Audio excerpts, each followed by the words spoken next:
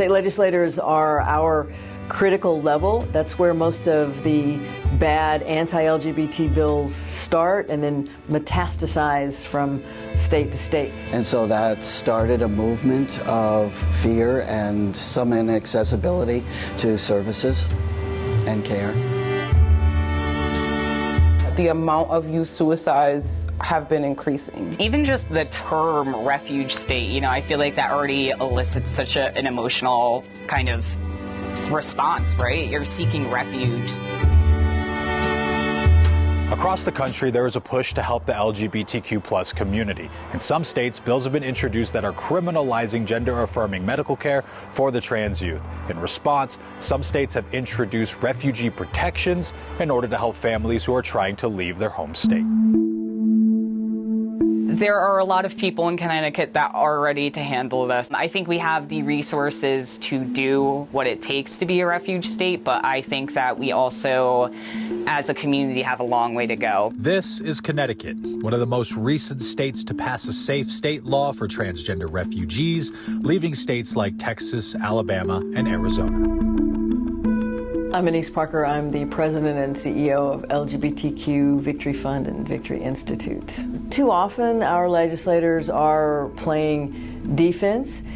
We think they need an opportunity to play offense on some of the anti-LGBT bills that are happening. According to the LGBTQ Victory Institute, these initiatives are led by a number of openly gay LGBTQ+ lawmakers, and these bills would ban law enforcement from arresting people from out of state with warrants for pursuing gender-affirming care. Texas would consider gender-affirming care for trans kids, trans youth, to be child abuse. Our legislators are looking for opportunities to send a public message that their states, if at all possible, will become safe havens for those families.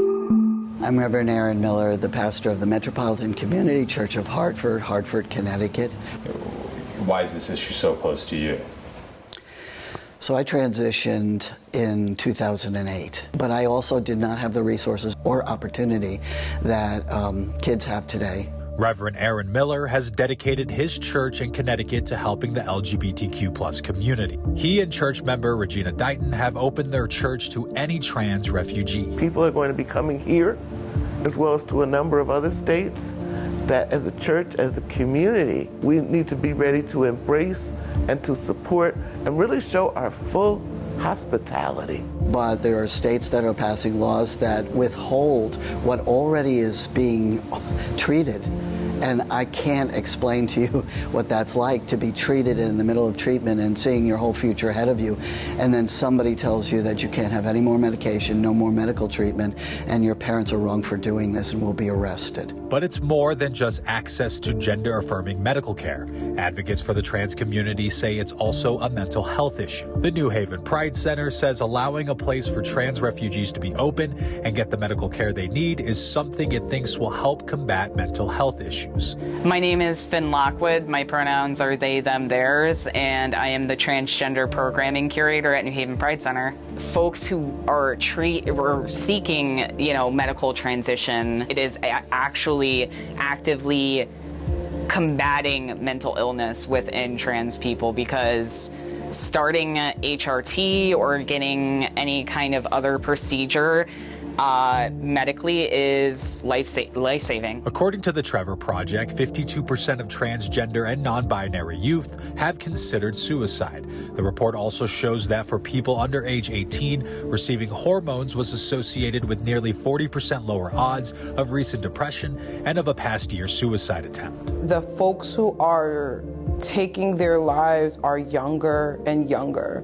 And so policies like this save lives. After being introduced in California, New York, and Minnesota, a total of 19 states have pledged to introduce trans refugee bills. I'm Brianna Titone. I'm state representative in House District 27. It's none of the people's business what people do for their health care. One of those states is Colorado, led by Brianna Titone, who is also transgender. This is going to be one of my bills that I want to do. We're going to work with the Attorney General's office to make sure we can defend it. That if we are taken to court for this bill, that they're not going to be able to defeat it in court, because we want this to be something solid that actually works, that does what it's supposed to do, and is not going to be erased by a conservative court. Advocates for the trans community are wanting other states to join the movement, and with representation in legislatures across the country, they believe there is hope. I'm Thomas Hoppo reporting. The effort to save some LGBTQ safe spaces, next on The Race.